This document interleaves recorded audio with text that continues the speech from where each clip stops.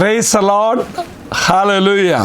യേശുവിൽ ഏറ്റവും സ്നേഹം നിറഞ്ഞ മാതാപിതാക്കളെ, പ്രിയ സഹോദരി സഹോദരന്മാരെ, പ്രിയ കുഞ്ഞുമക്കളെ, ഈ പ്രഭാതത്തിൽ ദൈവത്തിൻ്റെ എല്ലാ അനുഗ്രഹം ദൈവം നിങ്ങൾക്ക് തരട്ടെ എന്ന് പ്രാർത്ഥിക്കുന്നു.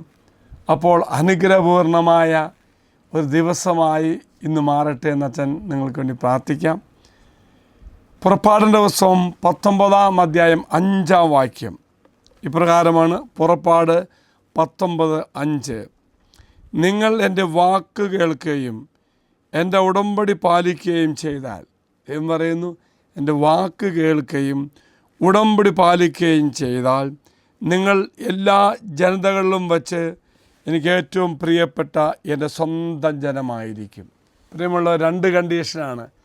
വാക്ക് കേൾക്കണം, ഉടമ്പടി പാലിക്കണം.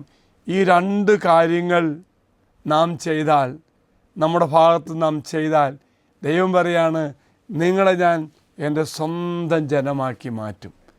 ഈ വചനം നമ്മൾ ധ്യാനിക്കുമ്പോൾ ഇത് ദൈവത്തിൻ്റെ പരമാധികാര തെരഞ്ഞെടുപ്പിനെയും അവൻ്റെ സ്നേഹ നിർഭരമായ സംരക്ഷണത്തെയും അതുല്യവും അടുപ്പമുള്ളതുമായ ഒരു ബന്ധത്തിൻ്റെ പദവിയെ ഊന്നി പറയുന്നു. അപ്പോൾ പ്രിയമുള്ളവർ, ഈ രണ്ട് കാര്യം ചെയ്താൽ കർത്താവ് ഇത്ര മനോഹരമായിട്ട് നമ്മെ ചേർത്ത് വയ്ക്കും, അവൻ്റെ സ്വന്തം ജനമായി നമ്മെ മാറ്റുകയും ചെയ്യും.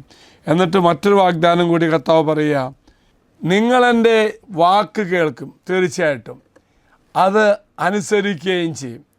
എങ്കിൽ പ്രിയമുള്ള സഹോദരങ്ങളെ, ഈ ഉടമ്പടിയുടെ അവസ്ഥയെ വിവരിക്കുന്നു.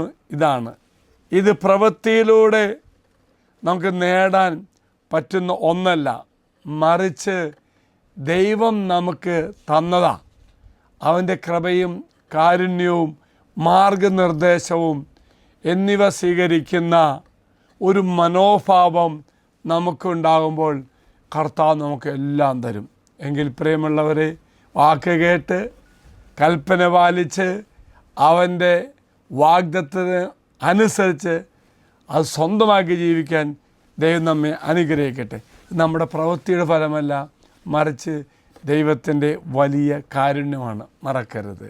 ഒന്ന് മാത്രം, നമ്മൾ കൽപ്പന പാലിക്കുക, ഉടമ്പടി പാലിക്കുക, വചനം അനുസരിക്കുക. എങ്കിൽ ദൈവം അവൻ്റെ കാരുണ്യത്താൽ നമുക്ക് വേണ്ടതായി എല്ലാം തരും. എന്നാൽ ഭൂമി മുഴുവനും ലോകം മുഴുവൻ അവൻ്റേതാണ്.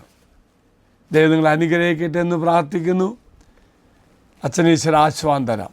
നമ്മുടെ കർത്താവായ ശമിശിഹായുടെ കൃപയും പിതാവായ ദൈവത്തിൻ്റെ സ്നേഹവും പരിശുദ്ധാത്മാവിൻ്റെ സഹവാസവും നാം എല്ലാവരോടും കൂടെ ഉണ്ടായിരിക്കട്ടെ, ഇപ്പോഴും എപ്പോഴും എന്നേക്കും.